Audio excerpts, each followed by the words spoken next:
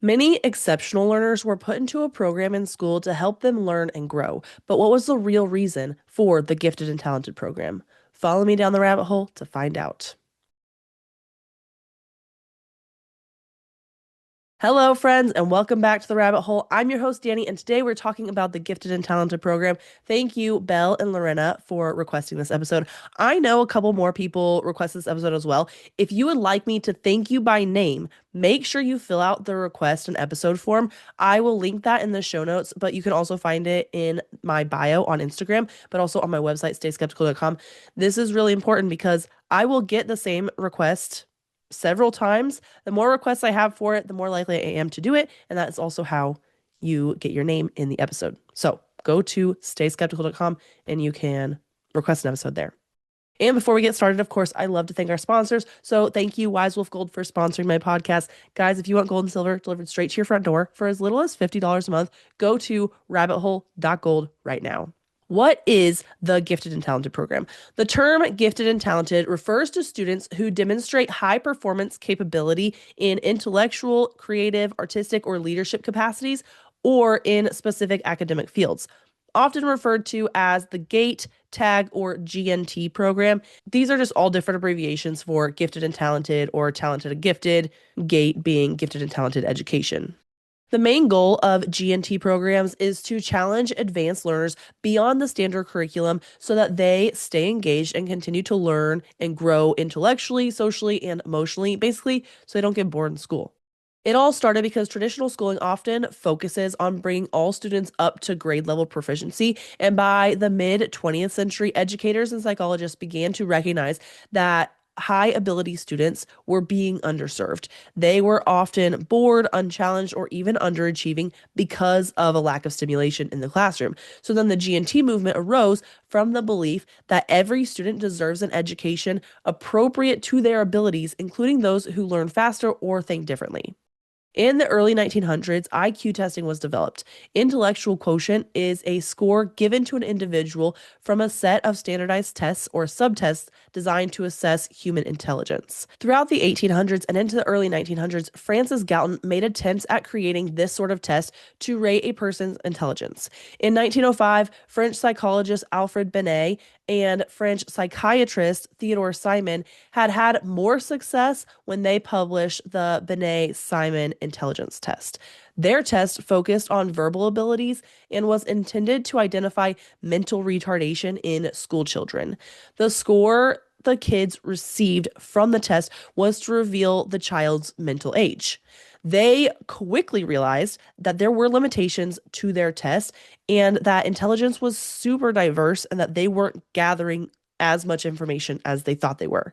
They really needed to study this intelligence using qualitative, not quantitative measures. In 1916, American psychologist Lewis Terman revised the test and released the Stanford revision of the Binet-Simon intelligence scale. This became the most popular test in the United States for decades following. The term IQ was coined by psychologist William Stern for the German term intelligence quotient. The IQ test led to the development of the tests used in the Army starting in World War I to determine what job each soldier should get based on several mental tests.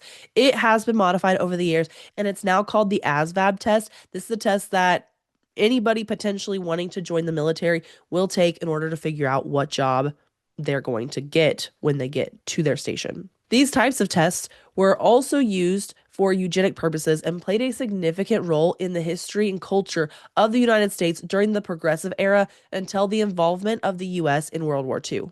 Henry H. Goddard, a eugenicist, had even published his own version of the test in 1908. It was the version of the test that came between the first version and the version that was accepted for most of the 20th century. He helped with the expansion of the test to public schools in 1913 and then into immigration and to the court of law in 1914. Ultimately, it was Lewis Terman who conducted long-term studies on gifted children and advocated for differentiated education for them. In 1957, after the Soviet Union launched Sputnik, the U.S. felt pressured to produce more scientists, engineers, and innovators. So this led to a surge in educational reform. With this surge came the identifying and developing of intellectually gifted students to maintain national competitiveness. It is important to remember that this was also a time when schools were segregated. So, a lot of the controversy around the gifted and talented program is its inequity, but the likelihood of them having a GATE program in black schools was low because they believed that black people were not as smart as white people, which we obviously know now is not the truth. And at the time, white people ran the country and black people had little to no influence at all. So, if they were using these programs to influence society, which we'll talk about in a little while, it makes more sense that they wouldn't put this program into black schools. Not that I'm saying it's okay, I'm just saying that's what led to the inequity to begin with. By the 1970s, the federal government began to take more formal steps forward with the program. In 1972, the Marlin Report was presented to Congress. It was the culmination of 3 years of data collection, testimony, and interviews with numerous stakeholders, including researchers, educators, administrators, policymakers, and legislators. It was the first coordinated efforts at the federal level that focused on the gifted and talented program since 1954. This report focused on what they understood about the program, what the needs of the students in the program were, and the first federal definition of giftedness. It revealed how schools had been failing to meet the needs of the students that were in the program. Since this report was released, there have been no other reports focusing solely on the gifted and talented students. Throughout the 80s and 90s, many states began establishing their own identification criteria and specialized programs or magnet schools for gifted learners. And we'll go over what magnet schools are here in just a minute. This also caused debates to arise over the equity and access to such programs. This is because the early programs often favored students from wealthier or majority backgrounds. This led to reforms in the 2000s to be more inclusive. They tried to find ways to identify giftedness in underrepresented groups. This included low income students, English language learners, and students of color. There were different ways that they would conduct or that they do conduct the GATE program. Initially, they were pulling the students out of class or had a magnet style program. So, the magnet or self contained program is a separate class or entirely different school for the gifted students. The pull-out style is when a specialized G&T teacher would pull the students from their classroom for 1 to 3 hours a week and work with them in smaller groups. This was also the style that is represented in most of the stories and experiences that I found. And also, that's what my experience was in the gifted and talented program as well. In the 2000s, with the focus on inclusivity, they started the differentiation within the classroom method. This is when a regular classroom teacher adjusts lessons to meet the needs of the gifted students alongside everyone else. This method doesn't seem as effective, and honestly, like in my opinion, is probably the worst method because students that are already struggling should not have to struggle more because there are students in their class that are bored. But you're doing a huge disservice to the students that need the slower learning because there are students that need the faster learning. I think that making different classrooms based on test scores makes a lot of sense. But having dedicated time in the classroom because there are gifted students doesn't make a whole lot of sense to the other students. Of course, they created this method with inclusivity in mind. And I guess I understand it. Like, if they feel like maybe there's a student that should be in the program that isn't in the program for whatever reason, but that's literally what the testing is for, to find the students that should be in the gifted program. Today, there is no single national standard for identifying gifted students. Every state or district can have its own process. Most programs use a combination of a couple different tests. A cognitive ability test, which is similar to an IQ test. These measure general intellectual ability. A couple common tests include the COG-AT or Cognitive Abilities Test, the NNAT, Naglieri Nonverbal Ability Test, the OLSAT, the Otis Lennon School Ability Test, and the WISC, Wechsler Intelligence Scale for Children. These tests are designed to spot reasoning ability, problem solving, and advanced comprehension beyond typical grade level expectations. They also use achievement tests. So some districts use standardized academic tests to see if students perform well above grade level if they qualify for the gifted and talented program. There's also the teacher and parent recommendations. So basically, students can be nominated for the program based on what the teachers are noticing. Like if students are finishing their work quickly and accurately, they ask more complex questions or just show like a really deep curiosity, or if they display leadership or creativity in class, they might be selected for the gifted and talented program by their teacher. Although teachers and especially parents can be extremely biased when it comes to this. Parents might think that their kids are super smart, but they also might not know what the other kids at that level are supposed to be learning or how smart the other kids are. They might not know what is grade level appropriate. So that's not always something a parent can necessarily determine. And teachers may overlook the quiet kids in favor for the loud ones because the louder ones step up, they lead, they raise their hand, they answer the questions. Just because a quiet kid doesn't answer the questions doesn't mean they're not gifted. They just don't care to talk. They might be so bored that they aren't even paying attention to you, even though they know the answer. Portfolio reviews and performance tasks also can sometimes be an indicator if the student qualifies for the gifted and talented program. Some schools evaluate student work samples, creative projects, or special performances, specifically in the arts. This helps to identify students whose talents might not show up on traditional tests. And lastly, just generic screening. There is a growing number of districts that now screen all students automatically rather than relying on parents to opt their child into the program or into the testing. This increases equity because not every parent would know to opt their child into the program. And unfortunately, there are parents out there that just don't care. Like, there are parents that think their kid is super smart. They should be in the gifted and talented program. There are parents that don't care what their kid is doing, regardless of how smart or how dumb they are. And so they would not opt them into the program, even though the kids should be in there. But let's get into the conspiracies. What is really going on with this program? Why did they decide to start the program, especially like when it really ramped up what was happening? And outside of the official narrative, of course, because yeah, okay, fine. We needed more scientists and engineers, but there are going to be a certain number of scientists and engineers without a program leading kids into that field.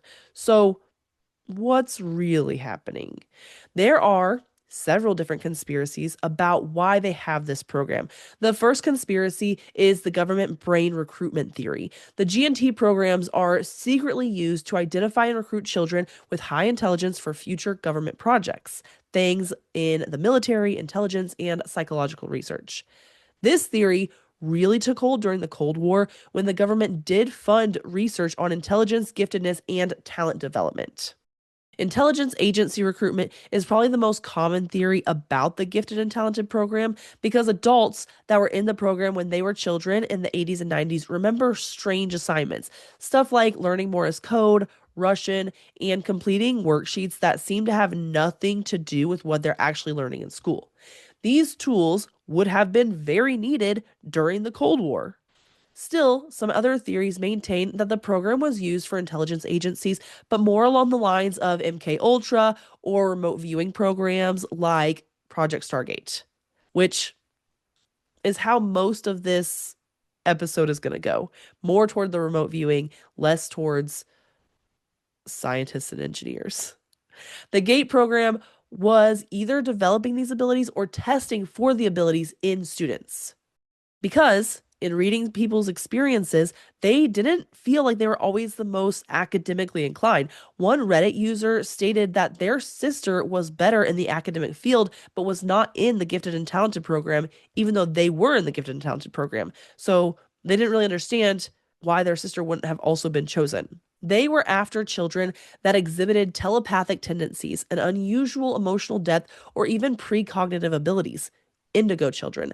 Indigo children is a new age concept describing individuals, primarily those born in the 70s and 80s, who are believed to be highly evolved and possess special, often spiritual traits. Their aim may have been to develop superhumans, because if you pull the kids out of class, tell them that they are special and need special attention, and then try to create these gifts in them, knowing that they already are exhibiting signs of these gifts, then the kids begin to believe what they're being told about themselves, that they're special, that they have these special talents. And the mind is such a powerful tool, and manipulating it at such a young age can be super beneficial for whatever they're trying to do. The next theory is the social engineering or control theory. GATE programs are designed to track and shape society's intellectual elite. This separates the gifted children from everyone else to create a managed class system. By doing this, they create a controlled hierarchy, deciding who becomes the leaders or the innovators. This could be tied to eugenics or IQ based class systems. It's also about preserving the influence of certain socioeconomic or racial groups. This theory does have some meat to it because there is a history of inequity in the GATE program, especially racially and economically, and that could have been done on purpose. This program may be used to track society's brightest. They then use the tracking to funnel children into elite tracks like certain universities or leadership positions like corporations or think tanks. It's a controlled feeder system for the establishment. This is also why so many kids get kicked out of the program.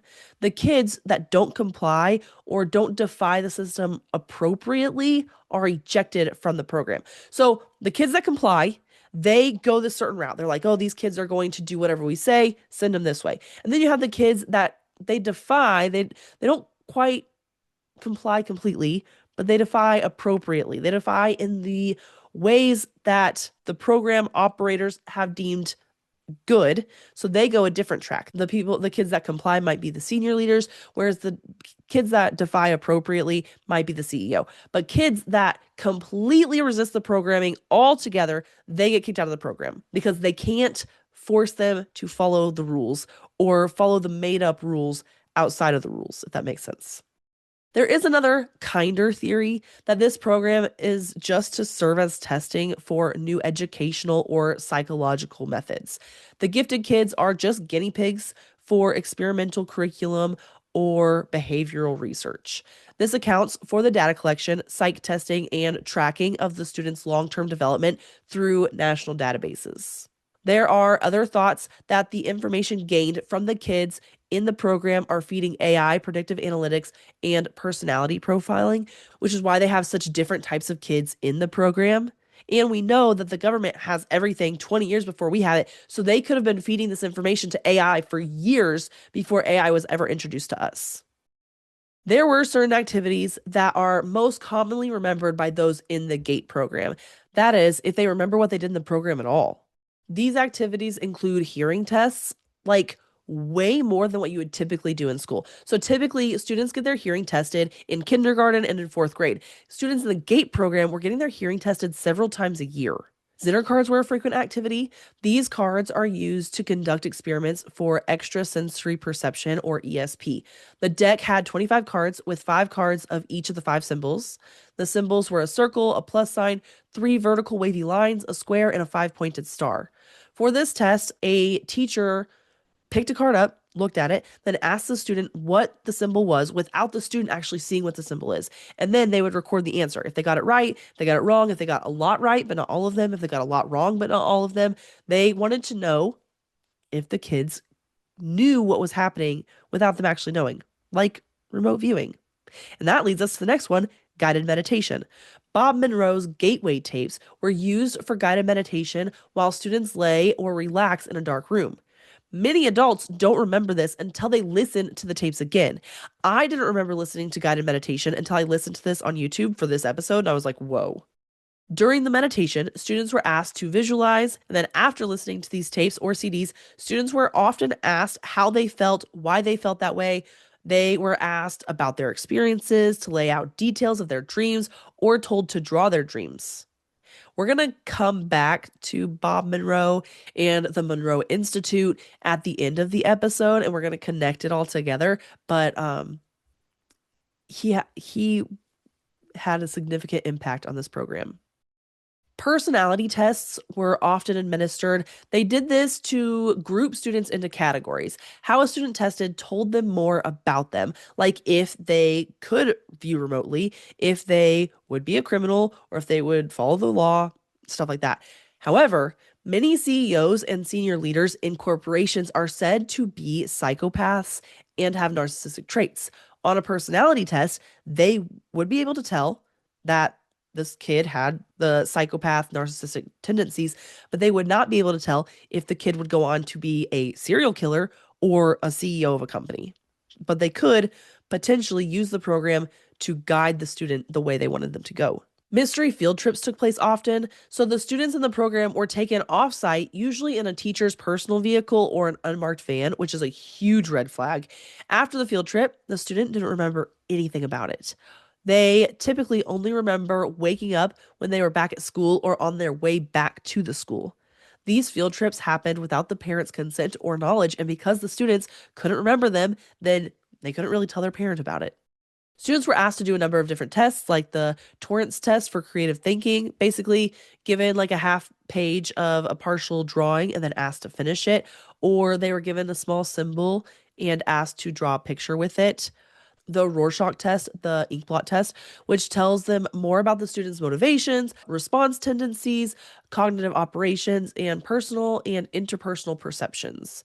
Speed reading. A lot of kids remember having to speed read a story and then stand in front of the other kids and recite as much of the story from memory as they could. They would even send kids to reading competitions for this. Lateral thinking games. So, the best way to describe this is to give you a game. So, a man is found dead in the desert with what appears to be a backpack on. He is laying face down on the ground. What happened? Then the students would get to ask yes or no questions until someone figured out that the person jumped from an airplane and his parachute didn't work, and that's why he's laying on the ground.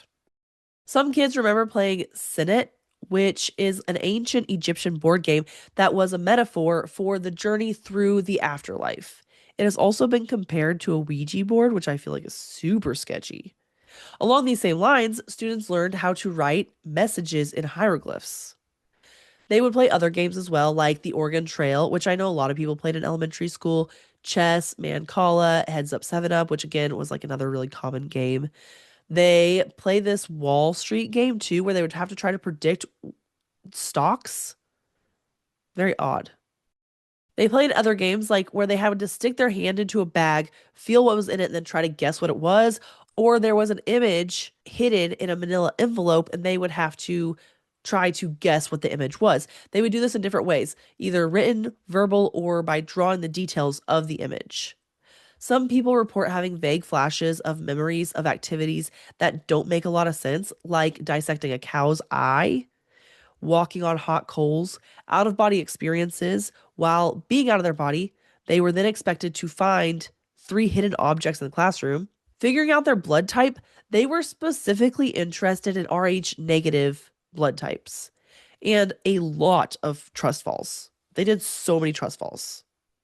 The last thing that I will cover about activities, even though I know that I've not covered them all, is the pink drink. Many people remember having to drink a pink drink that tasted like bubblegum. It looked like Pepto Bismol, but it was not. A lot of people believed that it was fluoride for a long time, although giving fluoride in that amount would be incredibly dangerous. Some believe it was amoxicillin given to relieve ear infections. The theory here is that the hearing tests that were administered were actually giving the kids ear infections, so they were giving the kids amoxicillin to reduce the signs and symptoms of what they were doing at school without the parents' consent. Because outside of the activities, there were common side effects reported by people who were in the program, ear infections being one of them. But there were other weird ear things as well. Many people report ringing in their ears.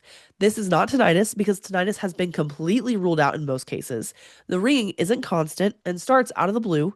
It's a high pitched sound or a low hum that is super loud, almost vertigo inducing for some. This can happen in both ears or just one ear, and people have reported the ringing starting when they think about the GATE program, UFOs, spirituality, the nature of reality, consciousness, the universe, etc. But along these same lines, and I have to include this because it is just the weirdest thing. So go on this journey with me. When I started doing the research for this episode, that's when I started to get the laryngitis. That's when my throat started to get really scratchy. This could be a coincidence, right? But I don't know. Maybe I don't believe in coincidences. So that's when I started to get the laryngitis. I was like, I'm not going to put out an episode because I can't speak. Well, then my voice started to come back. I was feeling good. I come back to this episode. I'm going to finish it up. That's when the The laryngitis turned into a cold, which is what you hear me now with it. Yesterday, I recorded this episode. I was so congested. I was so gross. I recorded the episode. It sounded awful, but I was going to go with it because I just did not think that I was going to sound good enough today to record the episode. I was just going to sound how I sounded. It was not good. Today I sounded fine. Mostly better. I did not have any issues, hardly at all. I blew my nose maybe 3 times the whole day because I was done with the episode. About an hour before I decided, or before I started re recording the episode, I decided I would re record the episode. I didn't want to. I hate having to re record an episode because the first time I do it, it feels really good. So I thought that I don't want to re record it. Also, it takes so much extra time and so much extra effort. I was trying to be lazy, but I knew that my voice today sounded better than it did yesterday. Since recording this episode, right now, being in the recording, my voice has gotten worse. I have blown my nose probably 6 or 7 times just since the beginning of the recording. How weird is that? That all of a sudden my symptoms were getting better and then they got worse again when I talk about this program and the weird things that go on with this program. And then I also remember being in the program as a kid. I don't know. Maybe it's just a coincidence. It feels really weird to me. So we're going to get through the rest of this episode. Hopefully, I get better tomorrow. Another common side effect, excuse me, as we get back on track here, was intense memory loss. Almost like a heavy fog is covering the memories. Feels like amnesia, but certain things can trigger the memories, like seeing the Zener cards or talking about the pink drink. When I was on TikTok live researching this episode, I started to play the guided meditation tapes, and collectively, we all remembered something about those tapes. But just reading about the guided meditation didn't trigger anything for anybody. But hearing it, we were all like, whoa, I do remember that. And it amazed me that we all remembered something about the guided meditation as children, and none of us remember hearing it until we heard it again. And several people on the TikTok live said that they weren't in the gifted and talented program, but they still remember the tapes. People also feel like what they remember was almost a dream instead of reality. They have weird feelings surrounding the program, but can't quite pin it down, like why or what was weird about it. They just don't really like it. Also, most people that were in the program can't remember the name of the instructor. What's more, others don't remember the name either. So, like in one story I read, the student was in the program and their mom was actually a teacher at the exact same school. Later on, years later, they're talking about their experience. The child is talking to the parent, although the child is now fully grown. And the mom was like, yeah, I don't remember the name of that instructor either. And they were coworkers. They were probably worked together for years. And mom has no recollection of who that was. There were other things that came up over and over again in these stories, things like mental health struggles and neurodivergence. This could be like before entering the program with things such as autism and ADHD, or a side effect of the program, such as behavioral issues, depression and anxiety, scrambled or goldfish brain, intrusive thoughts, and hospitalizations. Many kids in the program felt like it was pointless. Basically, there was no end goal. They weren't learning useful things or expanding on what they were learning in class. They were just doing seemingly random tasks for no purpose. They felt studied. The main teacher would record the students, although most people with that memory say it's very vague. The teacher would often have friends visit. The friends were often described as being cold and distant, merely observing and never interacting, almost like they were intelligence agents because they would always wear suits. Very weird. And there was a lot of secrecy around the program. They were told not to talk about it, not to talk about what they were doing in the program, and they kind of packaged this as not wanting to make the other students feel jealous or excluded. But in reality, they didn't want the kids talking about it for more sinister reasons. They didn't want anybody to know what they were actually doing. The kids were pushed to be super competitive with other students, lots of pressure on being the best, building up egos, instilling confidence, and pushing for the highest performance out of all the students. It's often reported that the gate classroom was in a trailer or a portable classroom outside the school, which isn't terribly uncommon. That happens a lot. But the odd thing is that they covered the windows completely. They didn't want the light coming in. They didn't want anybody seeing what they were doing. It was dark in there. Snacks is another weird similarity. Often, the instructor would have snacks, juice, or square cookies in a tin container, specifically that.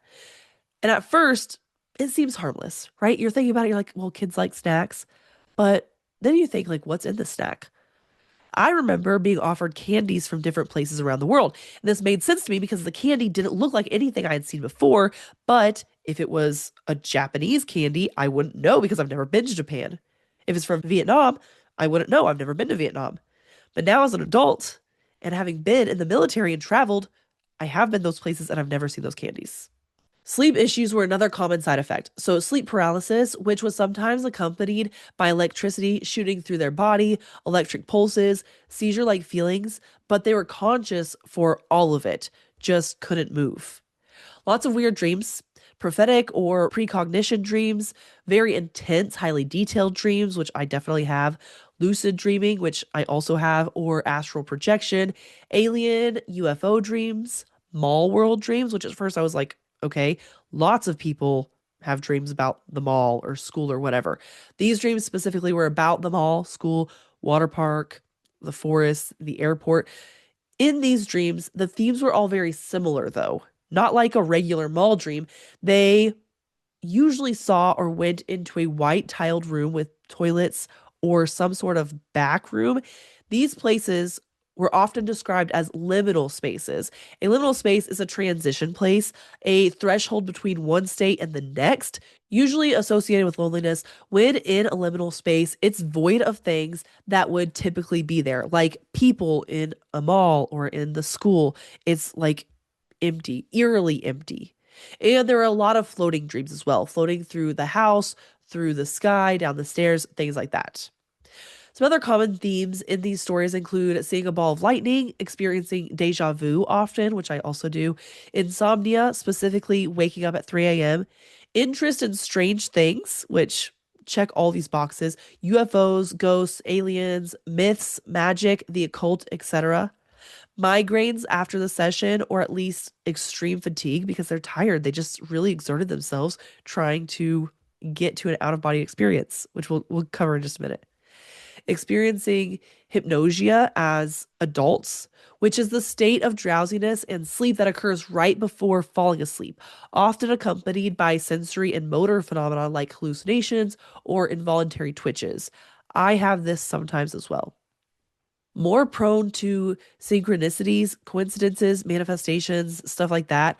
Having a strong sense of justice, but also having leniency from law enforcement when they encounter law enforcement. One side effect is a lot of kids in the GATE program end up using heavy drugs in their late teens and early 20s, which I thought was odd. Along these same lines, there is a huge interest in psychedelics. They feel followed, stalked, tracked, targeted. Some of them have even been abducted. Recruitment by the government is a big one and also a huge red flag. This can either be intelligence agencies or the military. UFO sightings and poltergeist activity. They also experience strange interactions with light and electronics. There are some common characteristics of the kids they choose for the program. Although the program wasn't limited to people with these characteristics, it does seem like there's a commonality, so I did decide to include it. High IQ is probably the most commonly associated with the GATE program. Having a near death experience, typically drowning as a child, early speech therapy, they have seen a UFO or an orb. They have blue, hazel, or two different colored eyes, like if they have one blue and one hazel eye. They were premature or there were complications with their birth, like not breathing when they were born. They have the occipital bone bump, also known as the math bump on the back of the skull. This may have been pointed out to them during a head lice check. Forehead scars seem to be a common theme. Not sure where the scar is from, but many kids in the program seem to have a scar on their forehead. Firstborn sons were commonly picked, and high intuition, like guessing the right amount of candy in a jar. I wanted to share a couple stories that I found on Reddit. They all came from the same subreddit, r/gate research. And I just thought that they were really important. They kind of show the commonalities between different people's experiences. This first story is from a month ago. It starts, I recently spoke to one of my friends from college who I knew had seen some strange paranormal things as a child. Specifically, she had seen the black shadowy figure with a hat and red eyes multiple times throughout childhood. And this struck me when I was listening to a podcast about gate, because apparently it's a common thing that gate kids see. She said she got enrolled in a storytelling class that took place after school with only about five other children. They would have to speed read stories and then get up in front of the group and recite the story from memory. Whoever got majority of the details correct would get a prize. My friend said she was very good at this, and they eventually offered to put her in a state or national competition for it, which seemed weird, so she didn't go. Aside from that, she also distinctly remembers being tested with Zener cards over and over again. They would have her guess what card they were holding, or they would say things like, one of these cards has a red dot on it, which one is it? And with the cards facing down, she would select the correct one every time.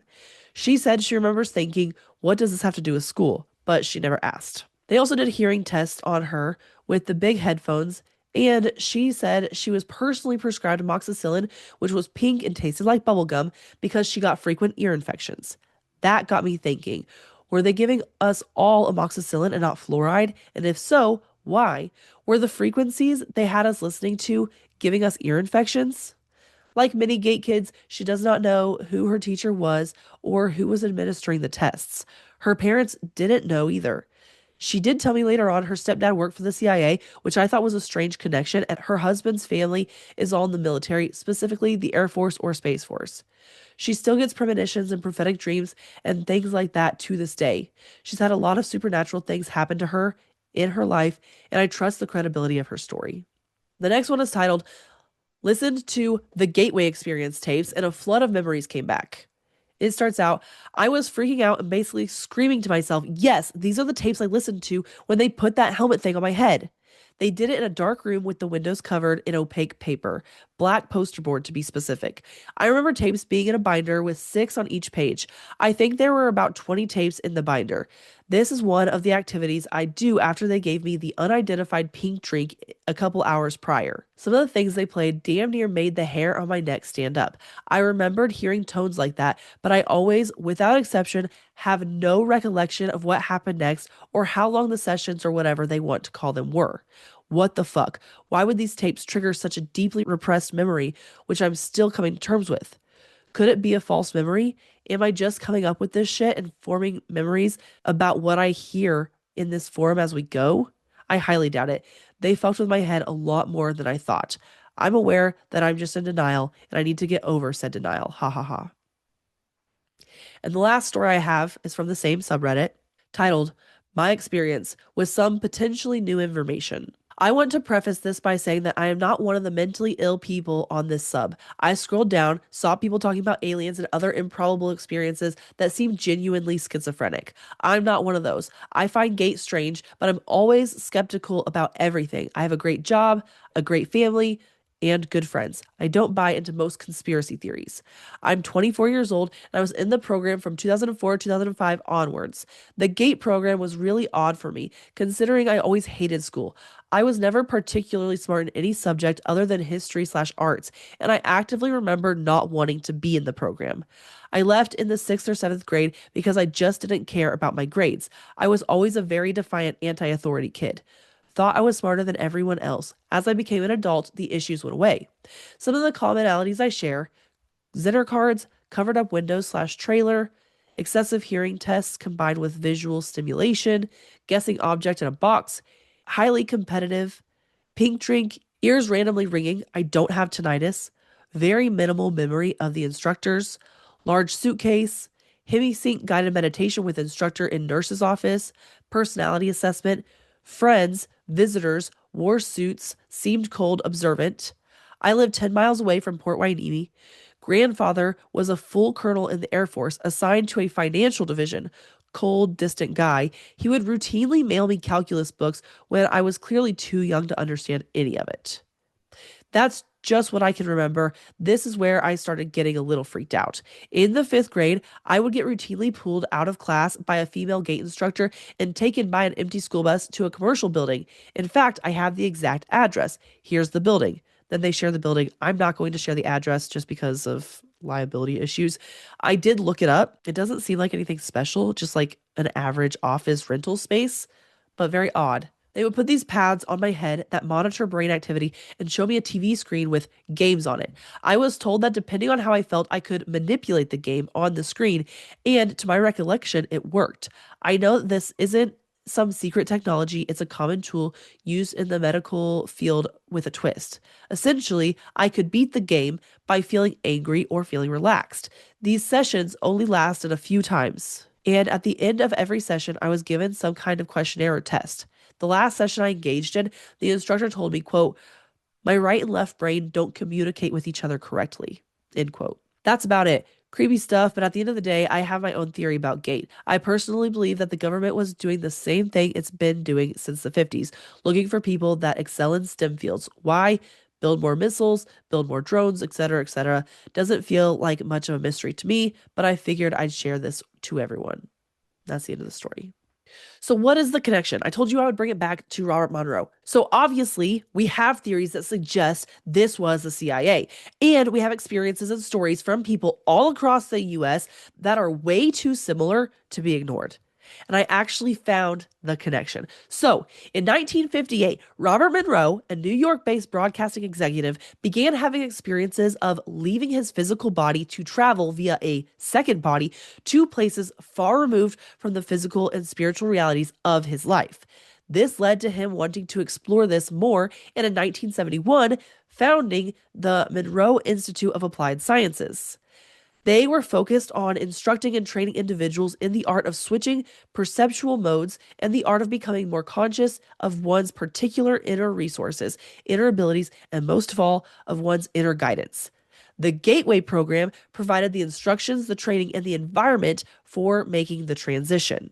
Now, remember, in 1972, a year after the Monroe Institute was founded, the Marlin Report was presented to Congress that was specifically talked about the gifted and talented program. It defined it, and it talked about what they needed to do to continue to move this program forward. So, the Gateway program was named due to it being the gateway to different modes of perception.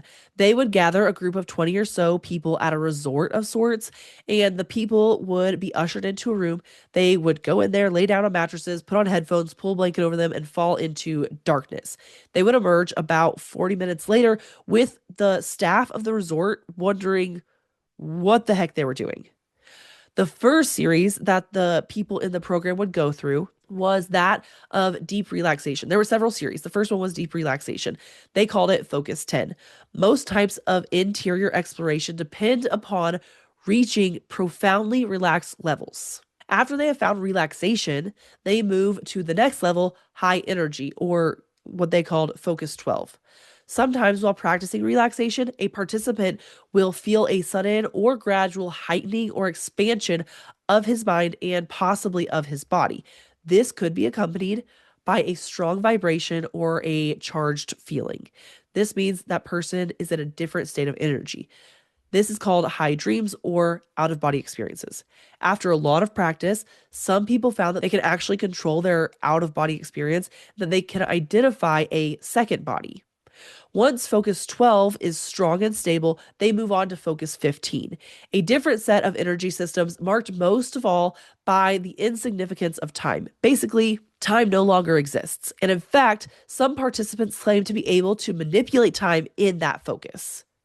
The whole focus of the Gateway program was to enhance consciousness, brainwave coherence, and out of body or altered state experiences. In 1983, the CIA and the Army investigated the Gateway program for practical uses. Well, okay, that's not necessarily true. In 1983 is when the report was given to the Army of the investigation that they had been doing.